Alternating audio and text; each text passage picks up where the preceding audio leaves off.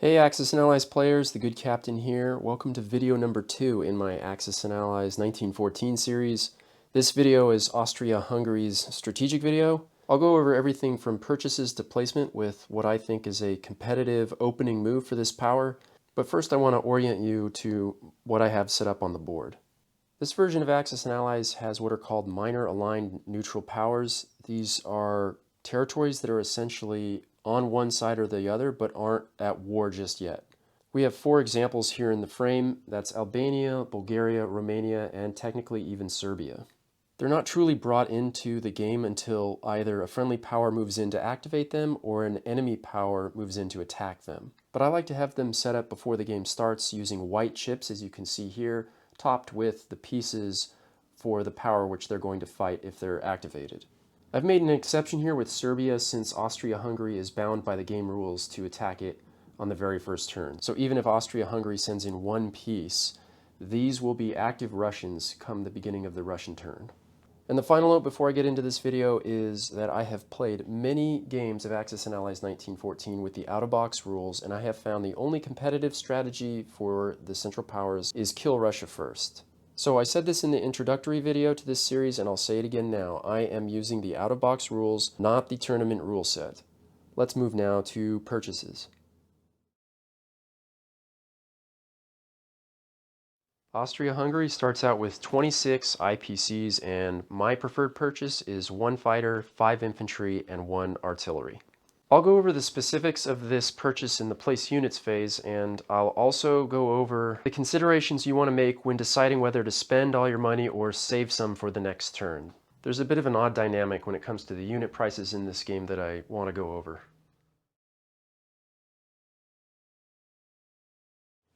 With purchases complete, we move to the movement phase. In this version of Axis and Allies, combat movement and non-combat movement are completed simultaneously. So the first move we're going to make is to take all the pieces in Galicia and move them into Romania. Next, we're going to take all the pieces in Trieste and move them into Serbia. Next, we're going to split the Budapest force. We're going to send 8 infantry and 2 artillery into Romania and 4 infantry into Serbia. Next, we're going to take the units in Vienna and move to Galicia. Then we're going to take the units in Bohemia and move them to Galicia as well. We're going to move Tyrolia to Trieste. And last but not least, we're going to take both of the Austrian naval units and push them into Sea Zone 17. And here we will have to roll for mines. Before we leave the movement phase, each of these boats rolls a 1d6 due to the presence of an enemy naval base. For purposes of demonstration, I'm going to review this conflict last, including what to do if one or both of your units has suffered a mine hit. Let's get this board chipped up and cleaned up and take a look at what's going on.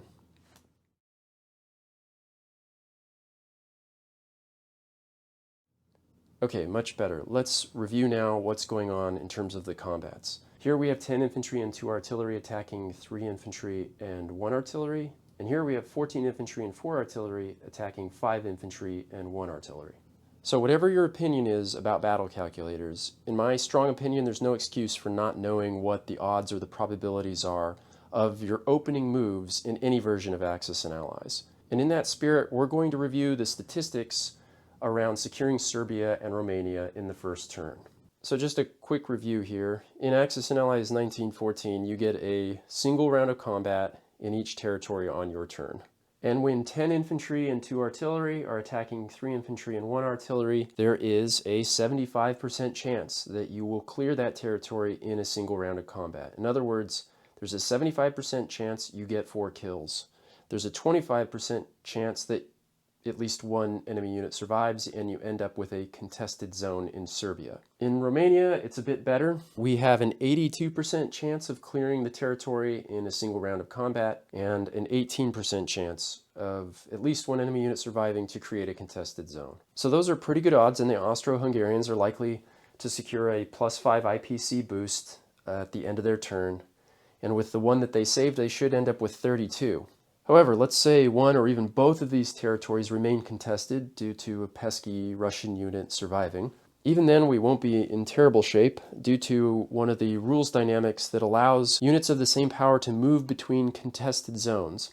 So even if the worst happens, and let's say a Russian infantry in Serbia survives, a Russian infantry in Romania survives, and then the Russians on their turn move in all of these pieces from Sevastopol in Ukraine to Romania, all the units from Serbia can move into Romania as well as Galicia to dogpile and destroy or damage that Russian army.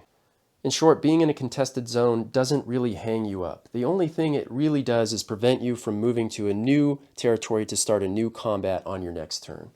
And this is in fact why I weigh Romania heavier than Serbia. I want an 82% chance to clear Romania so that I have the option of pushing deeper into Russia on Austria Hungary too. One of the other reasons I feel this move is competitive is that it clears out the enemies that are between you and the Ottoman Empire. Austria Hungary is really beset on all sides by enemies. And to clean out your southern flank and then to link up with the Ottomans is important so that we can get to focusing on killing Russia. You really don't want to be hung up down here any longer than you have to be. I'm now going to spend a quick minute and discuss what's going on over here with the Italian front. So as the Austrian player, the first thing we want to consider when we look at the Italian front is this action here in C-Zone 17. I feel that most people who've played 1914 understand that naval combat can go until one side wins or loses, but what I feel went over the heads of most players is that it can go for as long or as short as the attacker pleases.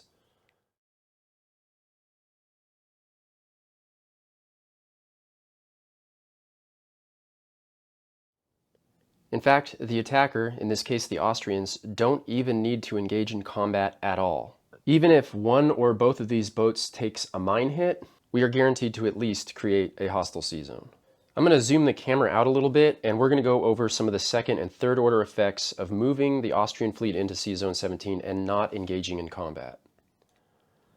So when we zoom out and we look to our left and our right, we see there are French units here, Ottoman units here, and a couple of British units here. For purposes of this demonstration, we're going to assume that the Austrian battleship has taken a hit. Again, it doesn't matter what, if any units took hits. We're just going to do this for completeness. So when we're thinking strictly about the Austrian fleet, the Russians are not going to be able to interact with the Austrians on their turn because the Ottomans are in the way. More on that in the Russia video. And the next Entente player to go in turn sequence order are the French. And here they have only a battleship and a cruiser that are in range. And if the French decide to move in and conduct combat in Sea Zone 17, this is not a guaranteed win for the French. It's especially not guaranteed if no mines were detonated by the Austrian player. After the French go the British, but there's only one warship here in Sea Zone 19, that's a cruiser. This guy is a transport. And the next player to go in turn sequence order are the Ottomans. And if one or both of these cruisers are here in Sea Zone 20, they absolutely and 100% should move into Sea Zone 17 with the Austrians. They then opt not to attack, and now you have a rather powerful defensive Central Powers fleet in Sea Zone 17. And one of the reasons this is so critical is because Sea Zone 17 borders so many territories. And one of the advantages of being the Entente player are your many transports. There are 2 French transports here, 1 Italian transport here, 1 British transport here, and there are more on the way. And utilizing that particular part of the naval combat rules is critical in understanding how to gum up the Entente player, at least in the early game. If the Austrian player fails to make this move and simply camps in their respective sea zones, there is a neat little trick that is available. The French player can load up a single infantry off of either of these African territories onto one of their transports, have that transport move into Sea Zone 17, offload that French infantry into Albania, and activate the Italian pieces here prior to the Italian turn. So if that happens, the Italian player can look like this on their first turn. These troops are now in the game, ready to go on Italy's turn. This is why I strongly suggest always making this move as the Austrian player. If you're not going to make this move or some aggressive move like this, you will find yourself in rough shape very quickly. In my experience, this is the best way to leverage the Central Powers naval assets. You'll see more of this kind of activity when we get to the Germany turn. Even though these navies are oceans apart, they actually can coordinate to some degree. And I feel like the only opportunity to do this as the Central Powers is right out of the gate on the first turn by pushing Sea Zone 17 and not engaging in combat. And that brings me to the last statistic I want to review. If the Austrian Navy survives intact into Sea Zone 17, you have a battleship in a cruiser versus a battleship in a cruiser. There is a 42% chance that the Austrians win that fight outright with a damaged battleship at least remaining. The same is true for the Italians. There's a 17% chance that both sides eliminate each other and all that's left is an Italian transport. So in short, there is a 59% chance that the Austrian Navy can take down at least the Italian warships on condition that the Austrians don't touch off any of the mines. One last topic to cover is the defense of Tyrolia and Trieste while Austria and Germany are working to take down Russia. To fully understand how we're going to do this, I need to move to the place units phase, so I'm going to tidy up the board. And in this example, we're going to say that Romania has fallen, but that Serbia has survived with 1 Russian infantry remaining to make it a contested zone.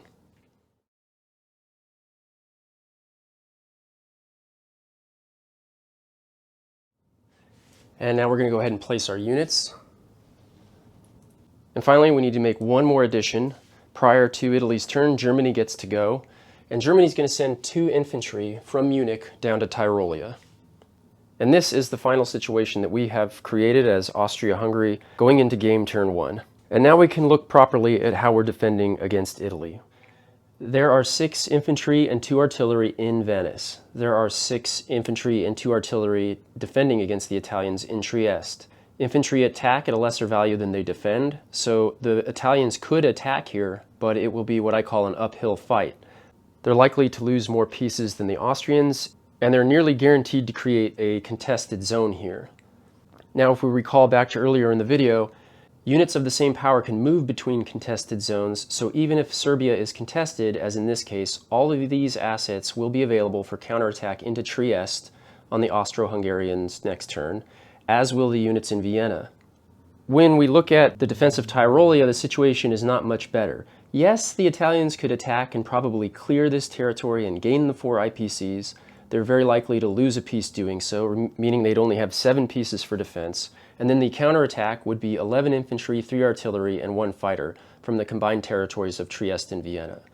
The Italian player must, or at least should, consider this prior to any moves. The last bit here, and perhaps the most important piece of information, is that Italy has the weakest board economy of all the powers on the board at start. What this means is that their ability to replace losses is severely hindered. This is especially true when compared to their primary opponent, which is Austria Hungary. Let's take a look now and briefly look at how we're going to deal with the Russians. I'll cover the majority of the details of how Austria Hungary, Russia, and Germany have this sort of ballet of death out on the Eastern Front. Suffice to say that it is highly unlikely that the Russian player will be attacking you with this opening move as Austria. In terms of expectations, usually we'll see the Russian player stack up in Ukraine or stack up in Poland. In any case, the details again will be fleshed out in the Russian Revolution video.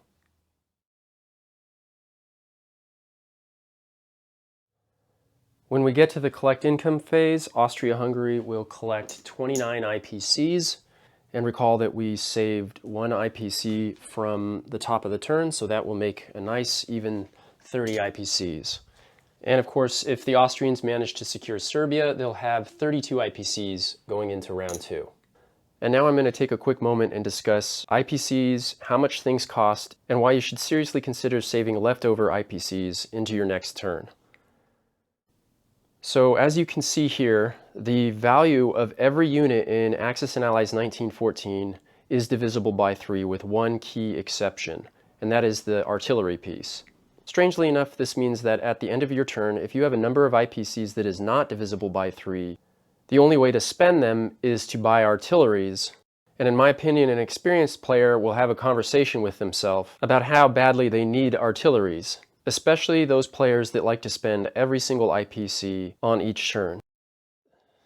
I'll take a moment and say that in my opinion, infantry are the backbone of this game. Anything else is what I call a core unit. And when I play this game, especially when I'm playing as the CP, you never want to lose a core unit without very good cause. The demand for infantry is quite high. I might go on to say that if you're still one of those players that's going to insist on spending every single dollar every turn, don't play the Central Powers. You'll find them extraordinarily unforgiving of any inefficiency.